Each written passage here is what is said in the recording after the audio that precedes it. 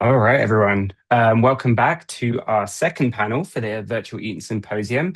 This panel is on SF archives in California. And let me just grab our panelists from the attendees. See Karla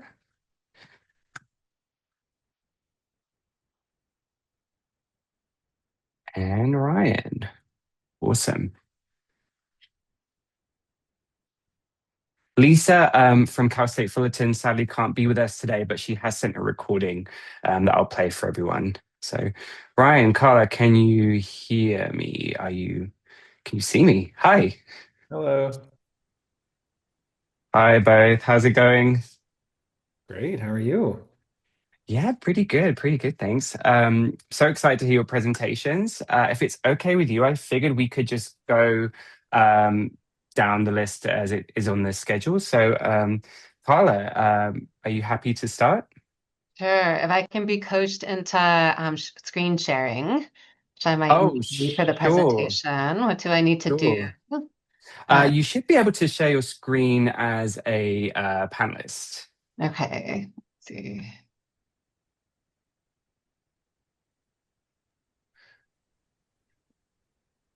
Just looking. View. If it's a Google slide link as well, you can email me the link and I can present on my end if it's easier. Okay. Ryan, would you mind going ahead while I figure this out? Is that okay? Fine by me. Okay. Thank you. Awesome. Should I introduce you briefly? Sure. Let's do it. All right, thank you. So Ryan Linkof is senior curator at the Lucas Museum of Narrative Art. He joined the museum in July 2018 as the museum's first curator. Previously, he served as part of the founding curatorial team of the Academy Museum of Motion Pictures and as a curator in the photography department at the Los Angeles County Museum of Art. His research, teaching, and exhibitions explore the intersection of art and mass media, queer histories, and histories of film. He's the author of Public Images, published by Routledge in 2018, and co-editor of the forthcoming Queer Lens, A History of Photography, Getty Publications 2025. Is that out, actually? Is that out now? Yeah, That it's is out now. no Okay. longer forthcoming. So It yeah, is it's no longer out. forthcoming. It is out now. Ryan holds a BA from UC Berkeley and a PhD from the University of Southern California. Thanks so much for joining us, Ryan. Please take it away. All right, and I'll share my screen. All right. All right. Sorry, I'm having a hard time here. I have to move this out of the way. All right. Well, starting off just by saying thank you so much, Phoenix, for inviting me and for assembling this really great series of conversations. I feel like this is a community of people I'm really glad to be in conversation with, and that we are especially excited to welcome to the museum when it officially opens this year. We're finally in our year that we're going to open 2026. We have an announced date, September 22nd, 2026. So please mark your calendars and come. I really feel like this is an important audience for us, and I'm excited to not only share but also hear from you the ways in which our collections might be of use beyond just the kind of beautiful exhibitions which we'll organize. Science fiction is in some ways in the kind of DNA of the project. I'm obviously founded by George Lucas, one of the creators of, or the creator of one of the most important science fiction texts, potentially ever. And so that really is in some ways baked in to who we are as an institution. So again, looking forward to learning from you as well as sharing information about who we are. Today, since there's probably a spectrum of understanding of this project, since we're not yet open to the public, I thought maybe it would be helpful if you'll indulge me. It's a lot of slides, it'll be kind of rapid fire, but just to give a brief overview of the project, some of the kind of core mission, but also some of our collections beyond the science fiction holdings, and then really drill down specifically into the kinds of materials that relate to the subjects of this symposium. So if that's all good on your end, I'll just get started. So, of course, the museum is founded by George Lucas, as I mentioned, and his wife, Melody Hobson, a businesswoman and philanthropist. It is located in Exposition Park. So if you know Los Angeles at all, it's a little bit south of downtown. We're literally across the street from USC. And you can see the project here, basically extending the entire west side of the Exposition Park campus. Next to the Memorial Coliseum and the Natural History Museum. We're this kind of infinity-shaped building here, surrounded by all kinds of parks. It's an 11-acre campus total, so it's quite a large footprint. The building itself, developed by the architecture firm MAD, M-A-D, with the principal architect Ma Yan Sung, in concert with Stantec, who's really been the kind of architect of record building the building. It's 300,000 square feet, so it's a big structure. It has 100,000 square feet of exhibition space. There are also educational spaces. There's two cinematic theaters. There's all kinds of amenities for the public. So quite the institution. This is just to show you again, it kind of resembles, and we get this a lot, a kind of a spaceship, which again seems resonant with this group, but also just to show you the kind of relationship to the Colosseum and just to give you a sense of the kind of colossal nature of the project. Just to give you a sense of the architectural vocabulary, this is this kind of main plaza, what we call the oculus, kind of piercing through the building, kind of creating this flow of light and this area where you can choose to go into either of the two wings of the building. This main lobby with these glass cylindrical elevators, also kind of feeling very space age, taking you up to the fourth floor exhibition spaces where most of the artwork will be on view. Also, this public park, open sunrise to sunset, fully open to the public. There'll be sculptural installations and other things in here as well, but really a kind of beautiful amenity for the public. And this is also probably of interest to this group, a library, a research library. So this is the view from the outside looking in, and this is it from the inside. This will be kind of publicly accessible space, but also, so there will be browsable books on these shelves. Also, there's, offsite materials that can be paged. There'll be special collections materials. So this really will be a resource for scholars, other curators, and this community of people as we once we get up and running, and nod to my colleague Joan Jackson Singh, who's going to oversee all of this and facilitate that kind of research. So just quickly, in terms of narrative art, there's a question we often get, kind of what is narrative art? We are not only a building, which we just kind of walked through, but we're an institution that is really founded around this idea of narrative art. And in order to kind of define it, I kind of look to the words of our founder, who, just read this quickly here. Narrative art embodies the beliefs and ideals that hold communities together. Art not only reflects society, but has the power to shape it. And I think this idea of art as an active agent in our lives, as something that we live with, but also kind of helps to shape who we are, is really something that's foundational to the project. I think it has a special resonance for science fiction materials, which again are core to the project, in part because science fiction, as many of you all know and have spoken eloquently about, is a space where people often kind of envision their kind of views of the future, and understand the kind of relationship of humans to one another, and so this ethos, I think, is really resonant with regard to the material that we're talking about today. So really kind of quickly, like I said, rapid fire, just wanted to take you through some of our collections to help you understand where the science fiction material is kind of positioned vis-a-vis the other collections. One of the core things that really makes this museum unique, especially as an art museum, is this idea of kind of being somewhat agnostic with regard to the idea of a kind of high-low divide, right? Popular culture and fine art. There's a special emphasis in our collections in material created by commercial practitioners who are making artwork for mass distribution in various ways. So illustration is really, really foundational to the collection. So especially the kind of American context of illustration, we have materials from the late 19th century to the present, the kind of golden age of illustration, figures like Maxfield Parrish and Norman Rockwell, as well as contemporary practitioners. Comics are really, really important, the original kind of comic art. And that includes, again, everything from kind of the late 1890s, kind of origins of the form as a kind of a newspaper format, some of the kind of masters of the medium, Winsor McCay, as well as kind of really strengths in Silver Age superhero comics. Children's illustration, another area of strength. So really from the mid-19th century forward, some of the European kind of classics as well as contemporary work. Photography, again, thinking really specifically about the kind of role of photography as a kind of photojournalistic tool, as a social documentary tool. We also have some material that engages the kind of conceptual practice of photography around mass culture generally. So art, the kind of on the kind of fine art spectrum, really looking specifically, we have a really kind of deep investment in social realist painting, especially over the first half of the 20th century, and its kind of reverberations into contemporary practice. Muralism is a really important part of our holdings, and you can see here at the top upper right, part of the archive of Judy Baca's Great Wall of Los Angeles, which we have in full. European art, so obviously connecting to a kind of longer history of narrative art from everything from the ancient Greek and Roman world to old master paintings to 19th century academic paintings, as well as Latin American art and illustration, especially work made in Mexico. And this is where you'll see, kind of this incredible and astounding self-portrait by Frida Kahlo, as well as some really amazing works by Diego Rivera and others. And so, probably as no surprise, for a museum founded by a filmmaker, cinema is an important part of our holdings. And this really is everything from pre-cinema, kind of magic lantern materials, to early cinema. I think this great piece on the left, this really rare storyboard that Méliès created for A Trip to the Moon, was classical Hollywood materials, as well as posters themselves, and also the art that went into making poster art.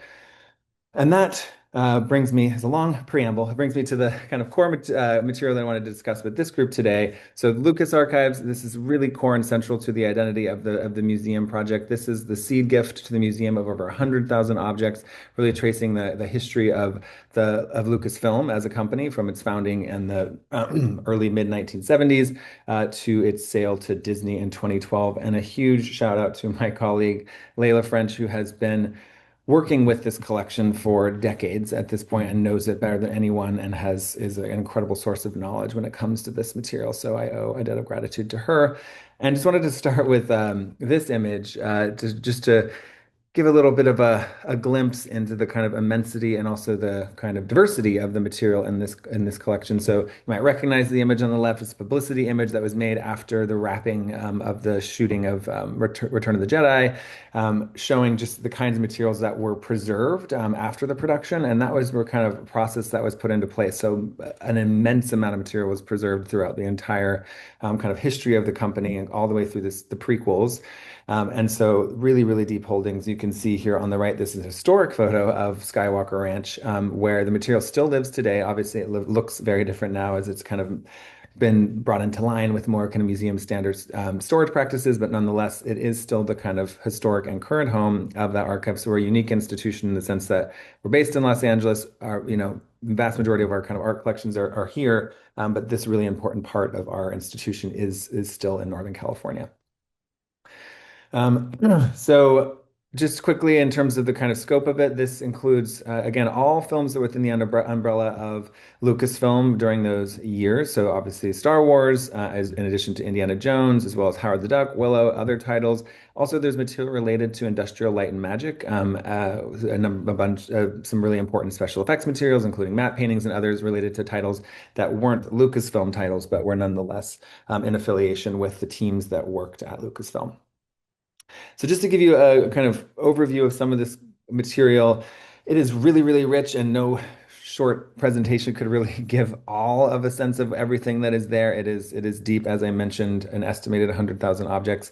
That includes concept art pieces, including, as you can see here on the left, like the very first images ever created of the Star Wars world that were used to market the film to potential investors and studios. And I love this Jim Steranko on the right, this kind of pulpy image of Indiana Jones before the production of the film.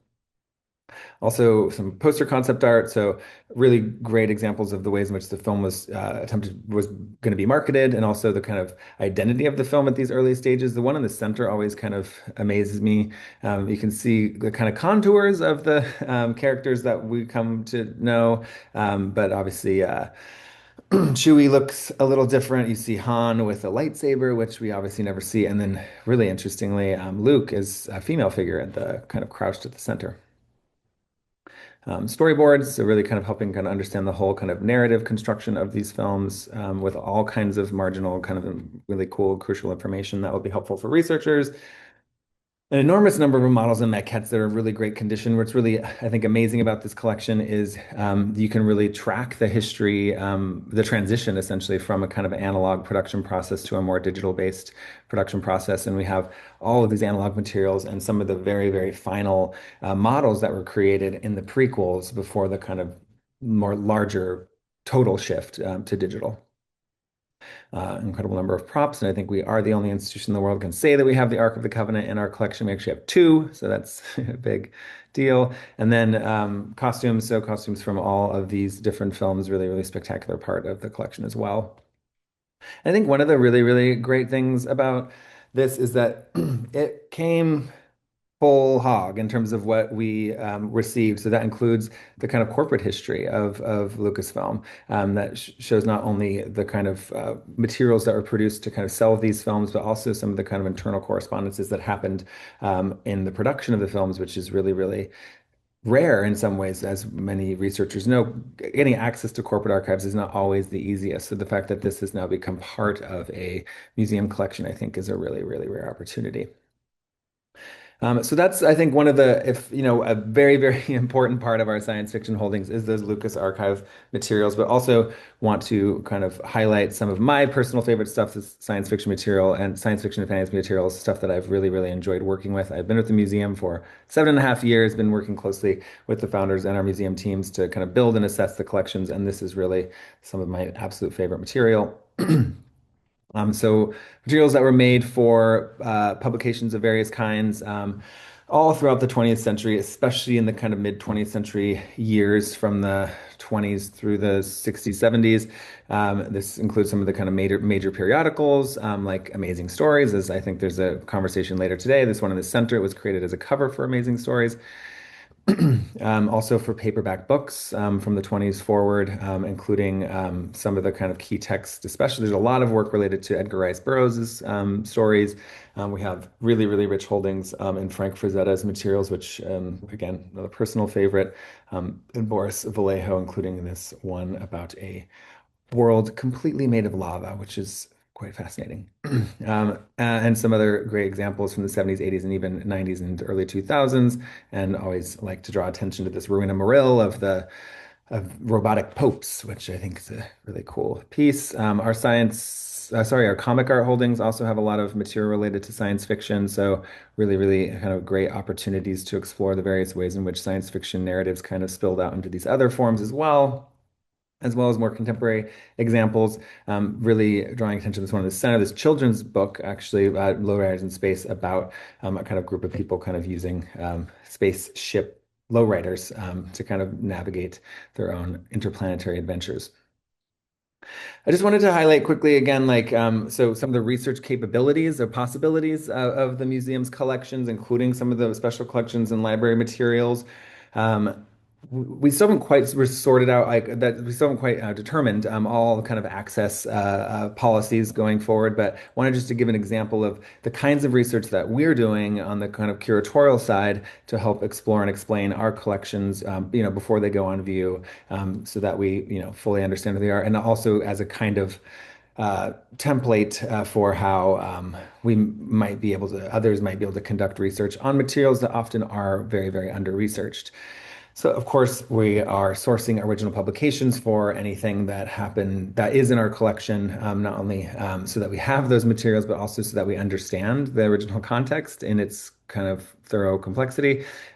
These were not objects originally intended to be displayed in art museums in the way that we will. Of course, this is an amazing moment in history when they are going to be displayed in that way and given that kind of treatment and visibility, but they were made for a very specific context. So of course, we want to be able to understand that context in its specificity. So those publications, in addition to, there's puzzles and posters and calendars and all kinds of other materials in which these things were printed, and trying to source those materials has been part of our research task, and those materials will be available in some form in our library as well.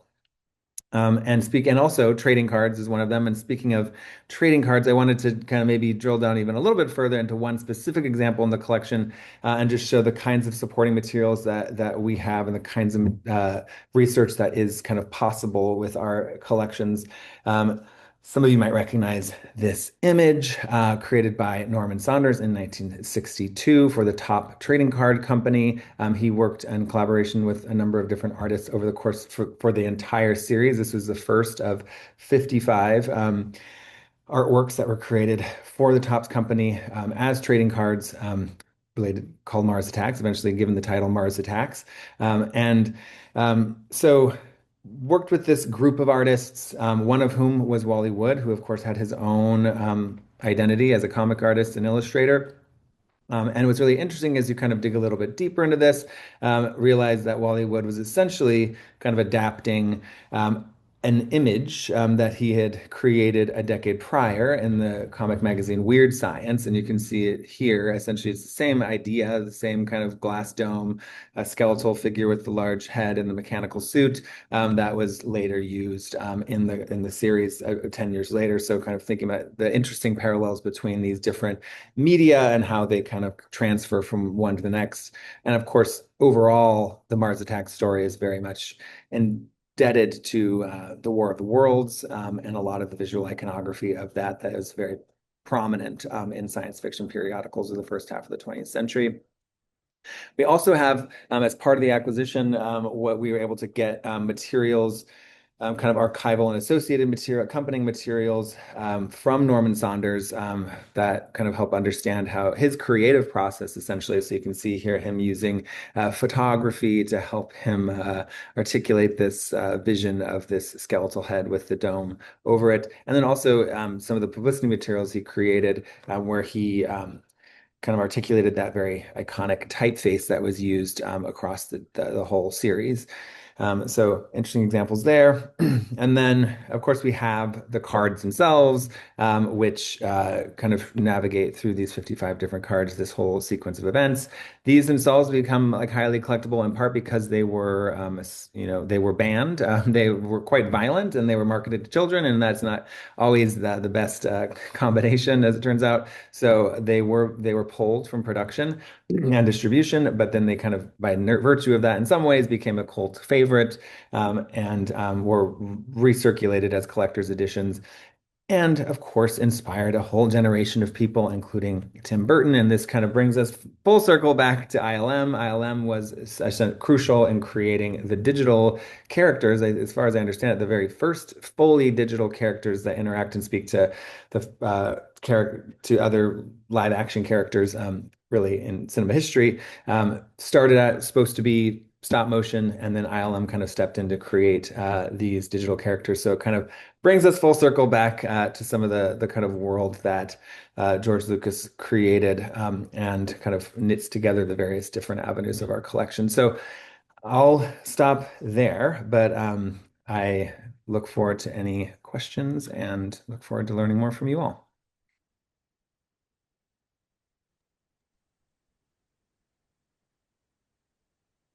Thanks so much. Wow, what an amazing collection, museum that gave a great overview. I was living all the Mars Attack stuff. I didn't know you guys had all that, so that was so fun to see. So exciting. We already have a question in the chat, but in an interest of time, I'm going to make sure we all present first, and then we'll do the questions at the end if that's okay with you all. Karla, did you want to go next, or should I play Lisa's video? Let's do it. Okay, let's do it. So I'll just introduce you again, and then you can take it away. So Karla Nielsen is Senior Curator of Literary Collections at the Huntington. She stewards the library's extensive archival and print holdings in literature, publishing, journalism, and the performing arts. Before joining the Huntington, Karla worked as Curator of Literature in the Rare Book and Manuscript Library at Columbia University, where she held a faculty appointment in the Department of English and Comparative Literature. She obtained her PhD in Comparative Literature, Spanish, Latin, and Arabic from the University of California, Berkeley, and an MS LIS with an emphasis on rare books from the University of Illinois, Urbana-Champaign. She has worked as an editor for academic and small press publishers, experience that continues to inform her scholarly interest in publishing studies, the interrelatedness of literary form and material format, visual poetics, and the long history of the novel. At the Huntington, she has brought in the archives of several prominent contemporary writers and has curated the exhibitions Mapping Fiction 2022, Storm Cloud, Picturing the Origins of Our Climate Crisis in 2024, and Don Baccardi, A Life in Portraits 2025. So thank you so much again for joining us, Karla, and I'll pass it over to you. Thank you, Phoenix. Can everyone see my slides okay? Phoenix, can you just confirm that it's coming through? All good? Yep. Okay. Great. Well, it's a pleasure to be here today and to introduce everybody to some of the speculative fiction collections at the Huntington Library. For those of you who don't know us, we're an independent research library in San Marino, California, which is just east of East LA and west of Riverside, where Phoenix is coming to you from. What's displayed here is our Munger Research Center, which has our rare reading room. You can tell the aesthetic is quite different from the Lucas Museum. That is a context for the speculative fiction collections that we hold, but just one of them. The Huntington is a library, but it is also an art museum and a botanical garden in terms of our collections, and we run a very robust fellowship program. But we are not part of an academic campus, aside from partnerships with nearby institutions, including Caltech, USC, and University of California, Riverside. We collect not so much for teaching and for students, but primarily for advanced researchers, and secondarily for the public outreach and programming that we can do through exhibitions and events. As Phoenix mentioned, I've been here since 2018 and came from Columbia. As a medievalist by training, I had heard about the Huntington before coming to work here, but not until considering the position did I really understand the extent of the Huntington's holdings in contemporary literature. It's just not the part of the collection that we are most well known for. We are most well known for our 18th century grand minor portraits, notably Pinky and Blue Boy. Blue Boy is depicted on the left. It's a Gainsborough painting, but we talk about him as if he's an actual person.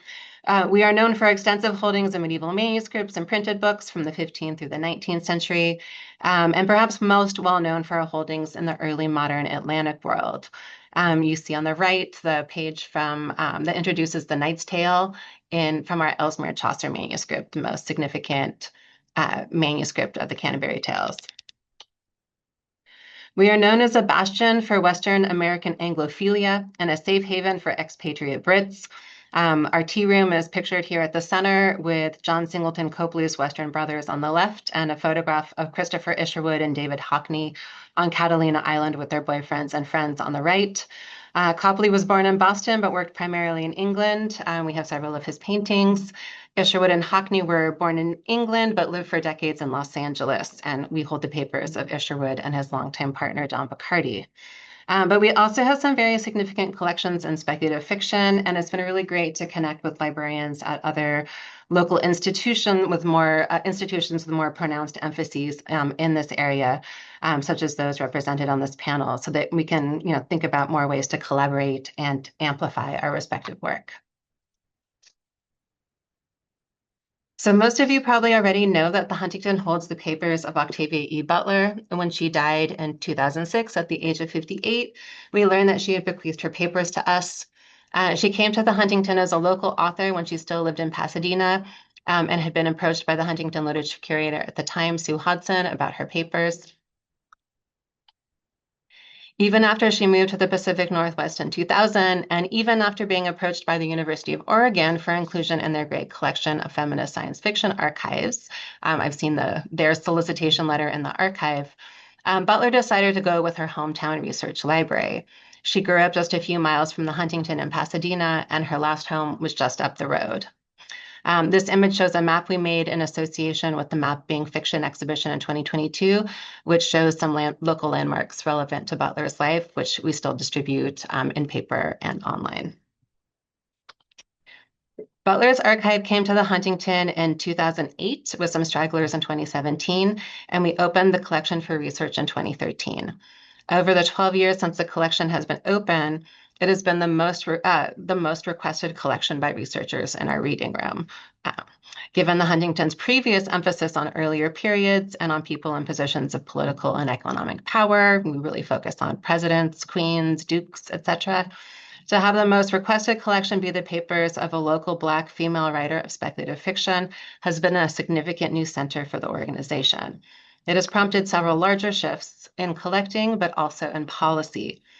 By the time I arrived at the Huntington, many non-academic researchers, including artists, were using the Butler collection, but they were an exception to our general reading room policies, which privileged access to people with doctoral degrees. Beginning in 2021, those requirements changed. Now one only needs to be over 18 with a research need requiring access to the collection. Since our policy change, many master's students and even some undergraduate thesis writers have conducted research in the Butler archive. Depicted here is writer and photographer Linnell George, who first came to work in the Butler archive in 2016 as part of Radio Imagination, an initiative sponsored by local arts organization Clock Shop. George's piece for that project, which was a posthumous interview with Butler conducted through her archive, was complete by 2018, but George was not done with the archive, nor it with her. In 2020, she published the book A Handful of Earth, A Handful of Sky, about how she came to better understand herself as a Pasadena-born Black woman writer, thinking with Butler's legacy. She had met Butler in passing in life, but came to know her more intimately through her papers and artifacts. And here are some of those artifacts. Having had the privilege to steward this collection over the past few years, I can say that it is not just the relevance of Butler's writing, her intense perspicacity that some call prophetic, but also the special nature of the archive itself that has drawn so many people to it. They plumb the archive to ask not just how she created her remarkable body of work, but also her remarkable life. The archive reveals Butler's self-actualization as a writer as she transcended one limit after another. She was the first science fiction writer and the first Black woman writer to win a MacArthur Award, which she did in 1995. But here she is 25 years earlier, the first time she attended the Clarion Writers Workshop. That's her on the far right. The archive shows Butler writing over and over again, I shall be a best-selling writer. And then in 2020, she finally reached the New York Times bestseller list. Everyone was reading Parable of the Sower during the lockdown and during the first weeks of the Black Lives Matter movement. It also shows her deliberately positioning herself as a writer, full stop. Butler did not want that title to be qualified, to be considered worthy only as a woman writer or only as a Black writer, only as a science fiction writer. I know that Phoenix has done some research in this collection, and others of you may have as well, or seen the 2017 exhibition that we mounted about it. At that time, some of the handwritten notebook pages of hers, such as this, went viral and are now completely out of our control, which is somewhat exciting and sometimes terrifying to both us and the estate. But many interesting writers do not leave interesting archives, but Butler did so much thinking on the page and so fastidiously organized and retained materials that her archive is indeed witness to her brilliance. So I'm just going to show you a couple of things from the archive. It consists of almost 400 boxes of materials, including multiple drafts of all her major works. It shows the extensive character and world building work that went into her projects. The manuscript series also includes preliminary notes and unpublished narratives. It includes correspondence, including carbon copies of many outgoing letters. It includes research files that she kept by topic, often with annotated newspaper clippings. You see a manila folder on the right that lists all the articles that she kind of cut out, annotated, and put into that folder. It includes the spiral-bound notebooks that she kept chronologically, but in many sizes simultaneously from the 1970s until her death in 2006. These notebooks contain drafts of her stories and novels and notes to self, some sustained and some more incidental, like grocery lists. And they show her recursivity. She would often return to what she had already written with a colored pen or highlighter and accentuate what was most important to her, building up text until it became image, and ostensibly with the intention to internalize what she had written. It is quite simply the most extraordinary literary archive I have ever seen. Knowing that Butler has an avid fan base, as well as garnering all this research attention, we endeavored to keep items from the collection on view at all times, and have put on several programs related to the collection every year. Until June of this year, 2 of her notebooks will be on display in a small exhibition called From Bronte to Butler: The Everyday Lives of Women Writers, a satellite library exhibition in our European art galleries, which we've created because we've had to close our main hall library exhibition for a building renovation. In 2025, depicted here, in 2025, we put on 2 large events about Butler. The first one depicted here was an exploration of how often her parable novels were invoked following the Eaton fires, which I want to note were ignited a year ago yesterday.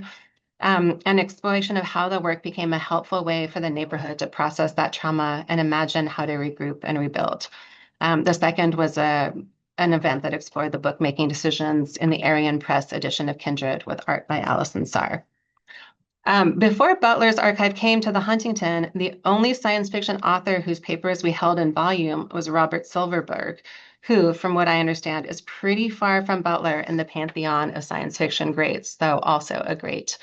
I'm still getting to know his collection and his career, which ranged from time travel and space narratives to classical archaeology and erotica, and then back again. But I don't have great images of it, so bear with me while I just show you this image from another of our smaller collections. But not a lot of people are doing research in the Silverberg collection, so I really want to encourage any of you interested to get in there. He donated the materials between 1980 and 1988, and they total over 100 linear feet, mostly drafts of the many, many works that he had written before 1995, which, given that he first published in 1955 at the age of 20, is a really considerable volume of material. Some of you will know that when Silverberg won the Hugo Award for Most Promising New Author at the age of 21, he was the youngest author to have done so. And he, over his life, remained a person of wide-ranging curiosity. I learned that part of what attracted Silverberg to the Huntington was our desert garden. He remains to this day a succulent gardener and enthusiast. His collection also includes correspondence that chiefly concerns his professional dealings with writers and with publishing companies and editors. And I would like to note that that's also something that comes up a lot in Butler's archive and comes up in a very small collection we have related to Philip K. Dick. We have a small collection of letters between Philip K. Dick and Doubleday, his then publisher. We bought it in 1979, and I'm not sure why, but I really hope there's a researcher out there who wants to kind of track the many changes to publishing science fiction over the last decades of the 20th century using those collections. Depicted here is a relevant mid-sized collection, which is the Papers of the Planetary Society, which was an advocacy group of citizens who wanted to make sure the U.S. government continued to invest in space exploration. Many science fiction writers were involved in the organization over the years, and they sent out really fantastic mailers with these illustrations. So perhaps there will be room for them in a future exhibition at the Lucas Museum, Ryan. We'd be happy to hear from you if you were interested. I just want to say quickly, though, that the larger context for collecting science fiction and speculative fiction at the Huntington is our historical collections. Most of the literary archives that I have brought into the Huntington, including the papers of Thomas Pynchon, kind of made sense here because they related to some of these larger historical areas that we collect in. So, for example, the Pynchon archive made sense because we have significant holdings in the history of Southern California, the history of aerospace, and then also in the U.S. Revolutionary War and Civil War.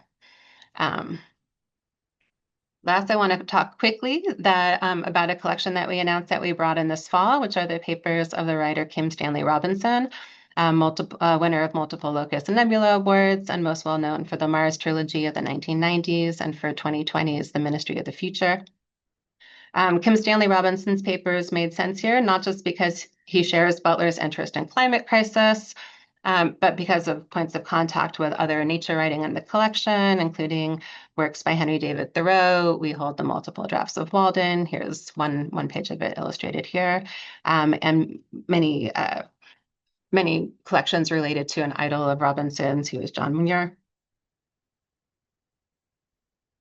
The archive includes draft manuscripts and transcripts for nearly all of Robinson's novels, showing extensive revisions. It includes his research materials and notes on subjects ranging from Martian geology to Antarctic glaciology. And it, very exciting to me, includes his research library, which we're not always able to bring in with an author's papers. What you see here are two large objects on which he drafted and kind of plotted out the points of his novels. One for the whiteboard is for Ministry of the Future, and I'm actually not sure I'm remembering what the large butcher paper is, but it's really fantastic to have these in the collection. So, of course, this is erasable ink on a whiteboard, so we've carefully documented, we've photographed it already in case there's any information lost over time.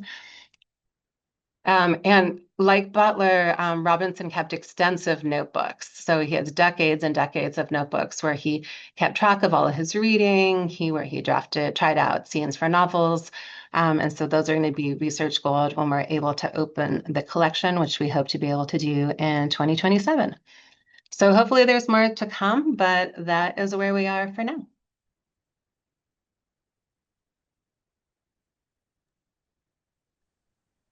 Amazing. Thank you so much, Karla. Oh, so many exciting items you've shown there.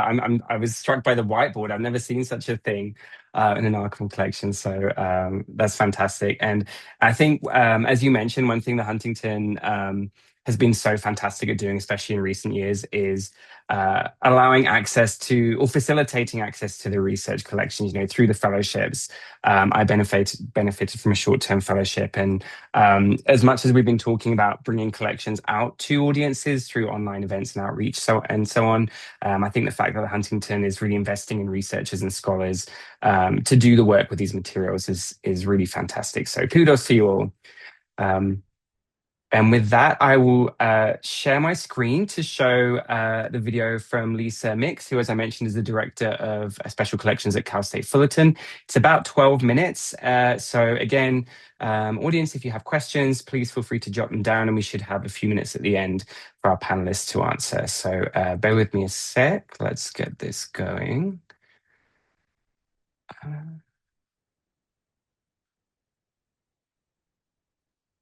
Okay, can you all see my screen? Yep. Okay, perfect. Let me just play the video file. So she's going to start talking. And again, if you could just confirm in the chat if you could hear her audio, that would be great. And then I'll mute myself. Good morning. And first, I'd like to say thank you to Phoenix Alexander for inviting me to speak today. All good? And Can you hear apologies that Lisa? I'm pre-recorded and not there live. Yep. Today, I'll be hitting some of the highlights of the Willis E. McNelly Science Fiction Collection at Cal State Fullerton's Pollock Library. But there is so much more to the collection than I can cover today, and I invite you all to explore the collection by following the URL on this screen. Willis E. McNelly, a Cal State Fullerton professor of English, was the driving force behind the Pollock Library's vast science fiction collection. He was a scholar of science fiction, and he was instrumental in having science fiction recognized as literature. He connected with numerous science fiction authors through his membership in the Science Fiction Research Association and the Science Fiction Writers of America, which is now the Science Fiction and Fantasy Writers Association. There was a pivotal meeting of the SFWA in 1967 in Berkeley, where McNelly spoke about science fiction and the Academy. At that meeting, he connected with several authors, including Ray Bradbury, Frank Herbert, Harry Harrison, and several others. After that meeting, McNelly wrote to every member of the SFWA urging that they donate their manuscripts to the library at Cal State Fullerton. He developed a particularly close working relationship with Frank Herbert, which led to McNelly authoring the Dune Encyclopedia. Drafts of the Dune Encyclopedia are in McNelly's papers, along with drafts of his other writings, correspondence with writers, audio tapes, which I'll talk some more about later, and more.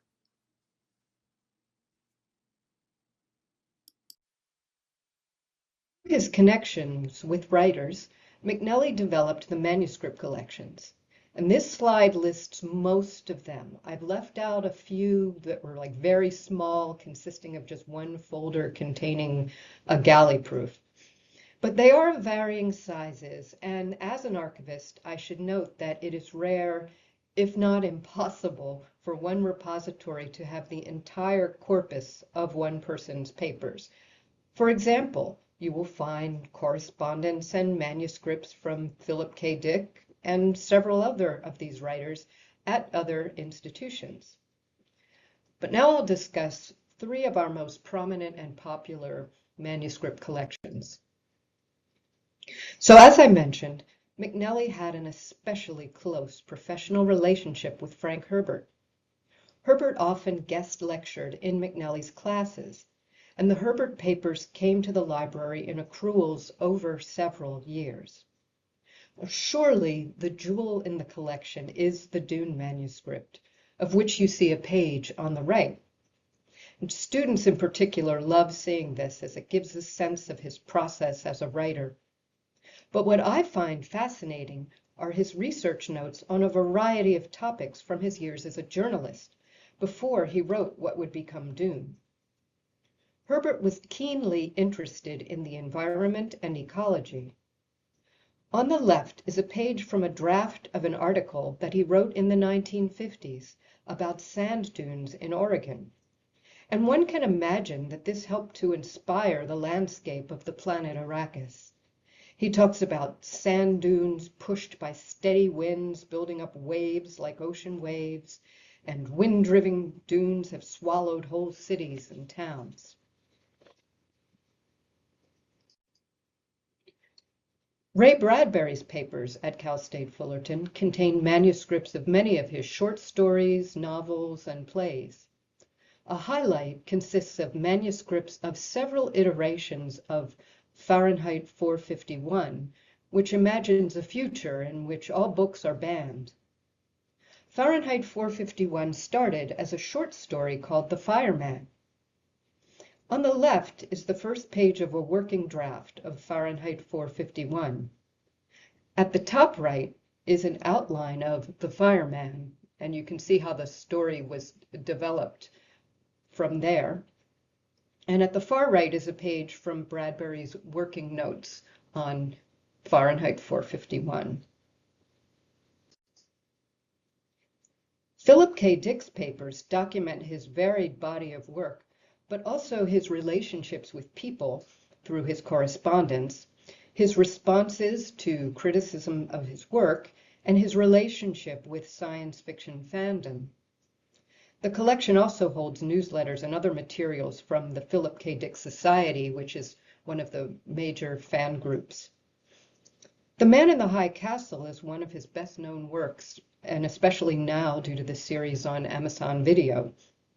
Nazism and the High Castle was published in the Philip K. Dick Society newsletter in 1964, so that's 2 years after the novel was published, and it was responding to reviews and commentary on Man in the High Castle and discussing some nuances that Dick felt had been missed by the critics. The Android and the Human is a speech that Dick presented at the Vancouver Science Fiction Convention held at the University of British Columbia in March 1972. The collection also holds several screenplays adapted from Dick's works, including Blade Runner, based on his story Do Androids Dream of Electric Sheep? This script was written by Hampton Fancher, a Chicano writer, who added a Chicano character played by Edward James Olmos. And now this is the original script as written by Fancher before it was later revised by David Peoples. And speaking of Philip K. Dick fandom, I'll take this opportunity to plug the Philip K. Dick Festival happening at Cal State Fullerton in August. And you can consider this a prelude to Worldcon in Anaheim. Related to the manuscript collections are 96 audio tapes containing interviews of science fiction writers, as well as lectures and panel discussions organized by McNally. And these are available online for your listening pleasure in 2 places, shown in the URLs on the screen. The first is on the California Revealed site. The second one is at the Internet Archive. I prefer the Internet Archive site, but both work. Of course, as many of you know, several authors first published their work in science fiction magazines. And of course, science fiction fandom grew and coalesced in the letters columns of these magazines.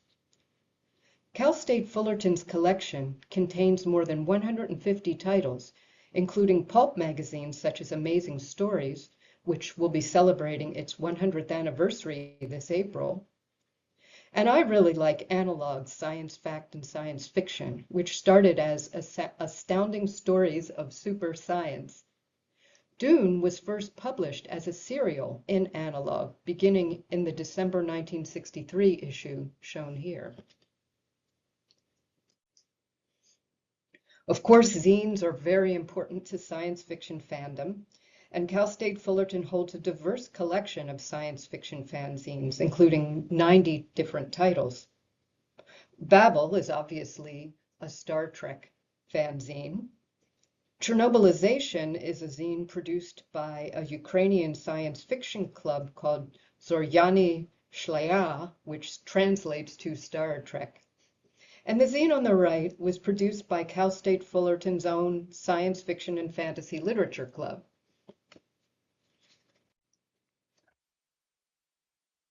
Of course, the science fiction collection consists of many, many rare books, more than 6,000 volumes and growing every day. There are rare editions, some signed by the authors, and of course there are books of authors represented in our collections. There are foreign language editions of several of them, especially books by Philip K. Dick and Frank Herbert. I think we have Dune in every language in which it's been published. But we also have an SFWA depository collection showcasing works from the Science Fiction and Fantasy Writers Association. And an additional collection donated in 1981 is the Frederick and Patricia Schroyer Science Fiction, Fantasy, and Horror collection, containing about 2,100 volumes. Our newest and growing collecting area is U.S. Latinx science fiction, featuring a diverse array of narratives by authors such as Sara Rafael Garcia, Gloria Anzaldúa, Ernest Hogan, Reyes Cardenas, Kathy Kemper, Los Hermanos Hernandez, Silvia Moreno Garcia, Sabrina Vorvulius, and many others. This collection was the brainchild of Dr. David Sandner, Cal State Fullerton Professor of English, who developed the timeline shown on this slide. And this is part of a larger timeline that you can see along with a detailed history of the genre and much more information at the URL at the bottom of this slide. And you'll see that Hampton Fancher's Blade Runner script has a place in this history as a Chicano writer who added a Chicano character who was not in Philip K. Dick's original story. And that character remained in the movie even after the script was revised. Now we have a large comic book collection consisting about 300 linear feet, and I can't even tell you how many titles there are because we're adding to it constantly. And this is actually part of our Archives of Popular Culture, not the science fiction collection, but I figure it is science fiction adjacent, and people might be interested. And it started from two major donations, one in 1984 and another in 2018. But as I said, new titles are being added. Finally, I would like to extend my extreme thanks to Pollock Library personnel, but especially Patrice Prestonary, our university archivist and special collections librarian, Garrett Fritz, our archive specialist, and our associate dean, Wendelin Vermeer. And I would also like to thank the patrons of the library, led by Professor David Sandner. They have been extremely supportive of university archives and special collections, and especially the science fiction collection. So I welcome you to get in touch with me with questions or follow-up. And there is my email address. I'd love to hear from you. And of course, the URL for learning more about our science fiction collection. Thank you.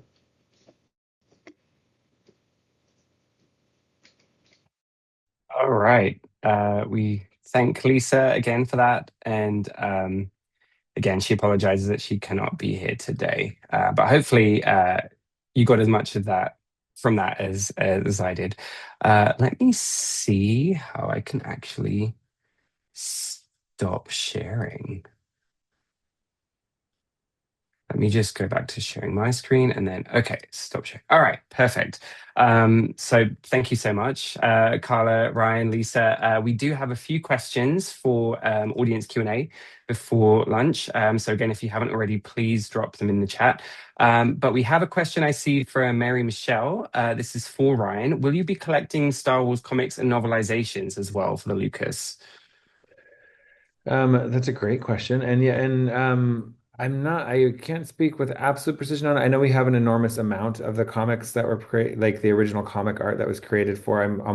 Would say that I think that there was an agreement, like as part of the licensing agreement, that we received original comic art for a lot of the Star Wars comics. I know that's an ongoing world, and so certainly something to continue to track. But certainly historically, we have really, really good representation of Star Wars comics. Awesome, thank you. Are there any other questions from the audience that you might have? Feel free to drop them in the chat.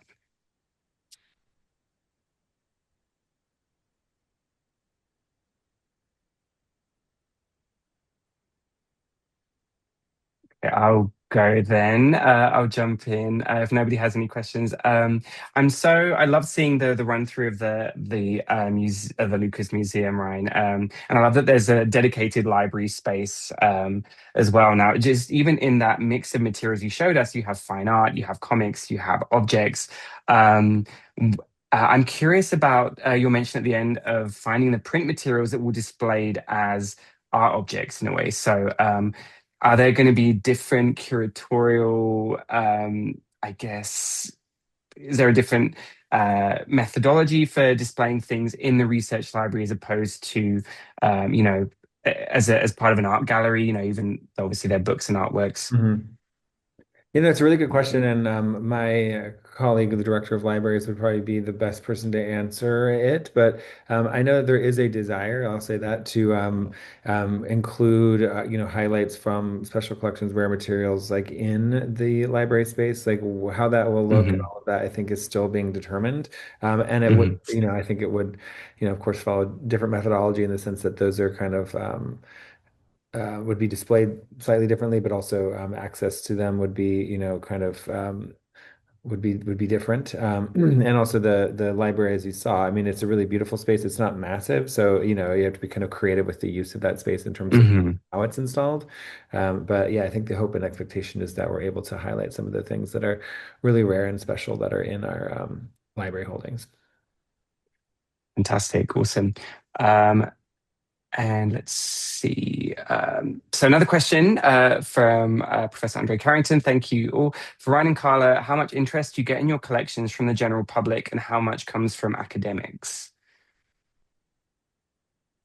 I'd let Karla answer that first. I feel like. Hmm. Yeah, at the Huntington, those are two not necessarily overlapping groups of people.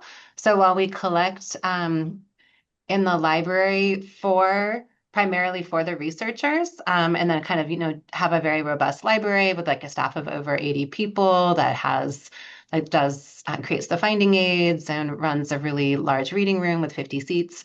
The more than half of the visitors who come to the Huntington don't even walk into a building, including our art galleries. They're mostly here for the gardens.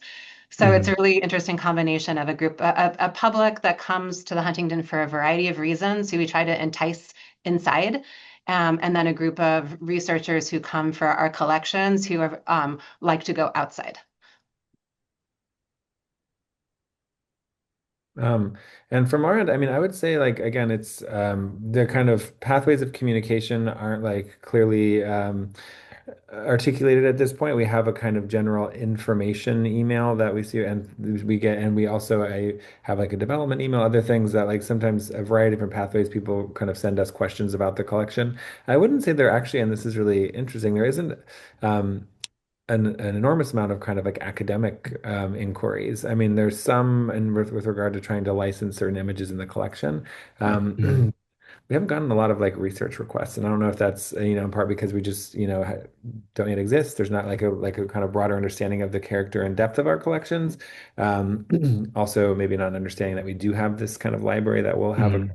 research accessibility.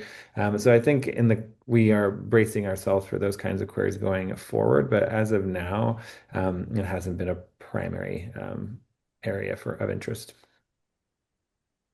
That makes sense. And just one last question, if we could. Karla, this is for you from Alex in the chat. Are there interesting connections between the Huntington's SF and non-SF collections? Does Kim Stanley Robinson ever reflect on early modern authors, Shakespeare, Milton, etc.? And the same way in terms of Silverberg and Butler and their connections to the other archives that you might have at the Huntington? Thank you for that question, Alex. Yeah, I think that the writers of SF who wanted to place their papers at the Huntington are those who have points of contact to our broader collections, literary and historical. So yeah, for Kim Stanley Robinson, it was the nature writing, a lot of documentation of land used in the West, particularly California, which is of interest to him. We also just was we tend to attract writers who don't understand themselves to be exclusively genre writers. So who appreciate that we also have the papers of, say, like Hilary Mantel or Christopher Isherwood or Thomas Pynchon. So that is, and unlike what Lisa Hicks mentioned, we do try to aim to be the institution of record for a given author.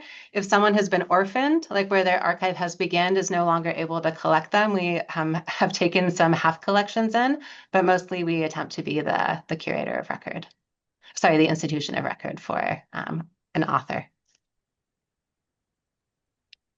Wonderful. Thank you for that. We are at time, unfortunately, and my cat has decided to Zoom bomb the meeting. So I guess that's time means it's time for lunch. Thank you. Please join me in thanking Ryan, Karla, and Lisa for their presentations today.